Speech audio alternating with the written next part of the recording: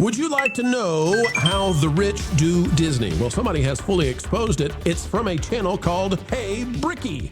Hey Bricky, you're so fine. No, I can't do it. Folks, he's got 90,000 subscribers.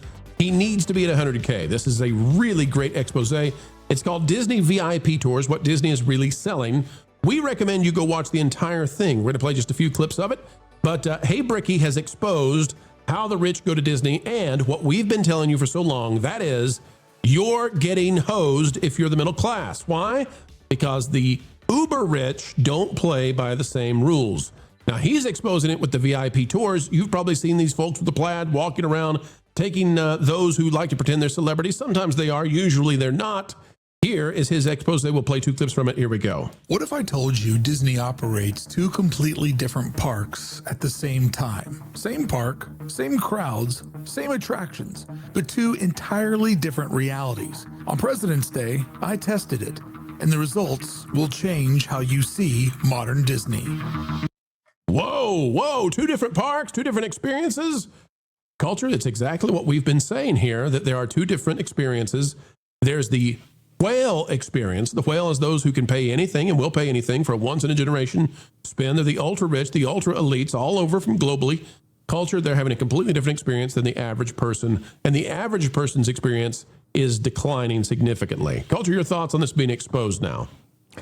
Look, I'm glad Bricky went at it. Bricky's been making great content for a while, and I think you should probably watch that video. It's really instructional, and you understand what we've talked about a few times a little more subtly, that we are not getting the experiences we used to get. They're being reserved for people of great means. Great means indeed. Let's go to it now. What is Disney really selling? And what Bricky has done here is they sent one family to go do Disney the way that everybody thinks you do Disney, right? And then they sent another family to go experience it the 2% way, those who are the ultra elites that Disney is actually spending for. And you're going to find out, I believe, that the average family actually has a declining experience because they're suffering so the rich can ride stuff over and over and over again. And these VIP tours are one way, along with Premium Lightning Lane, that they skip everything and get every possible perk you can imagine. Here's what Bricky has to say. We'll skip ahead out of the music. Drop you into some secret underground line. There isn't a hidden third entrance that nobody else knows about. Most of the time, you're entering through Lightning Lane. That's it. And sometimes, if I'm being honest, it can feel like your guide gets you positioned very efficiently inside that Lightning Lane. But officially, it's Lightning Lane. So if you're thinking, oh, they just skip everything completely, that's not what's happening. What is happening is that Lightning Lane with a guide attached to it moves very differently from Lightning Lane without one. And that little difference is where this day starts to split in half.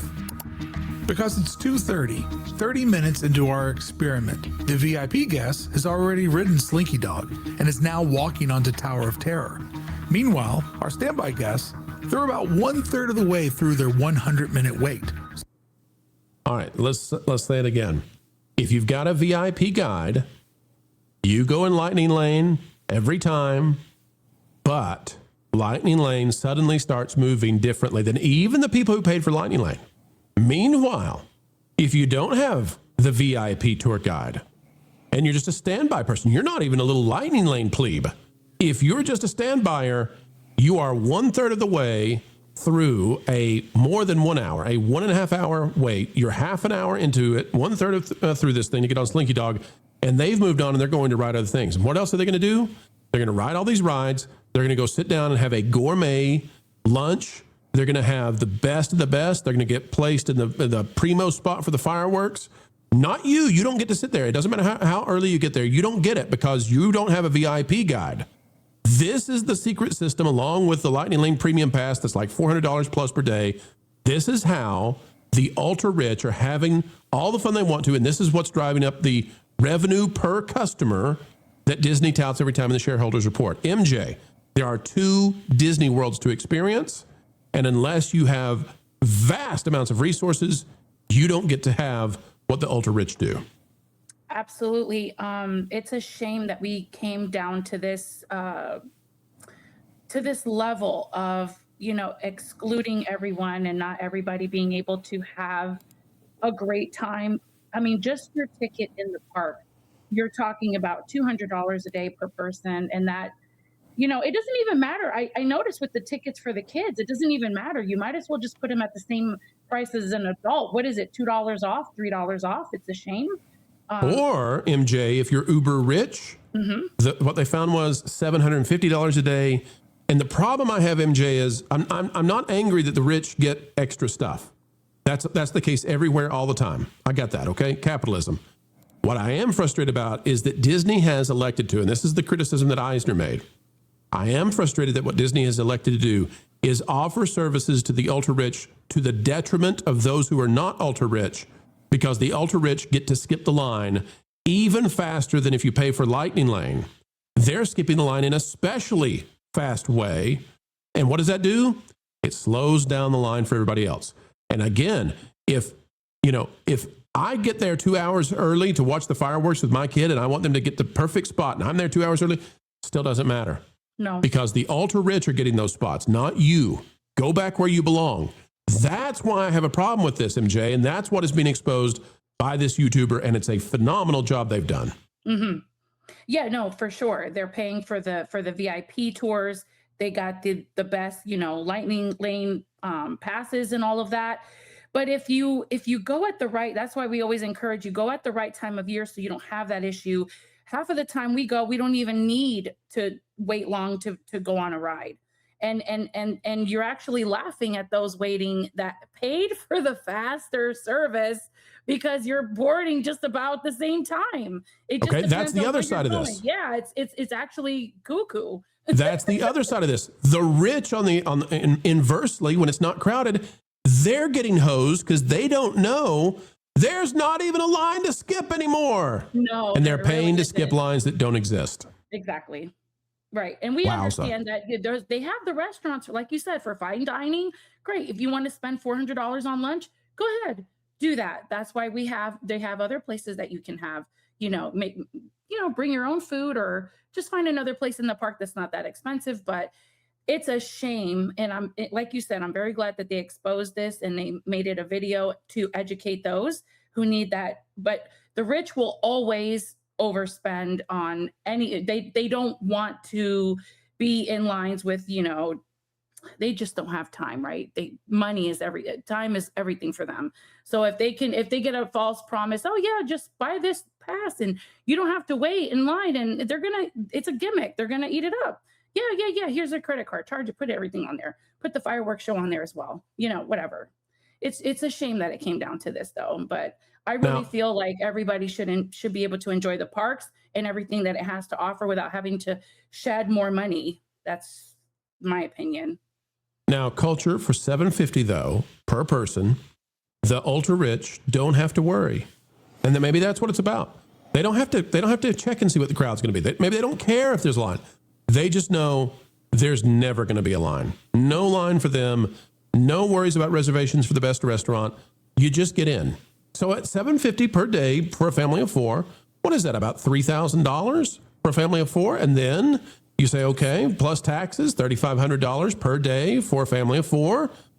That's, I don't know, culture, maybe it's worth it if you have, an annual income of $500,000. Maybe it doesn't matter.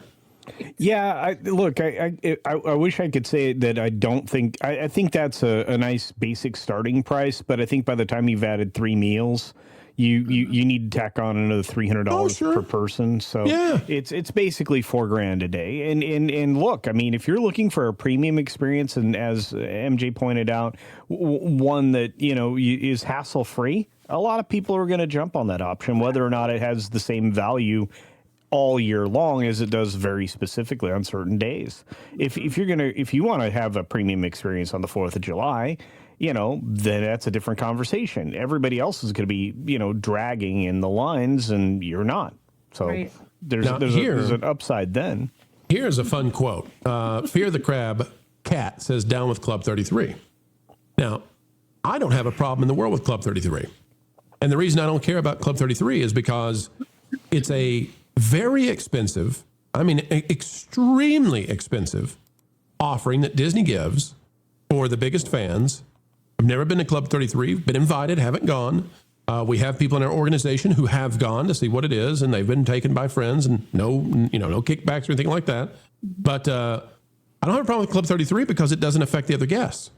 Whether or not you get to go eat your steak tips, your filet mignon at Club 33 that day, has no impact on another guest. No. But if you get to skip the lines with your VIP tour group over and over and over, that's slowing down the lines for average people. Mm-hmm. And if you get to even skip the lightning lane in a way that's faster than lightning lane guests, then you're definitely slowing down the lines. And if you get to have a primo spot to see the fireworks, the parade, and you're blocking other people from having that experience, then that also is to the detriment, right? And so to understand this, folks, what am I saying?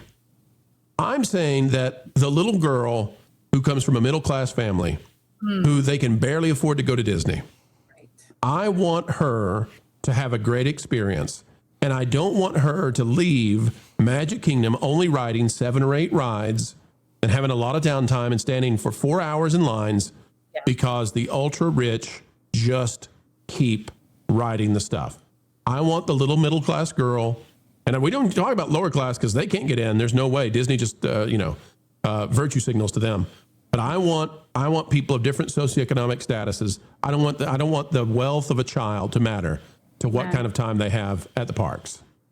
I want to piggyback off of this and go over to Epic briefly because of the VIP tours. I remember when Epic first opened its doors, the only way you could get on anything really is if you purchased a VIP tour, which was over like $400 a person.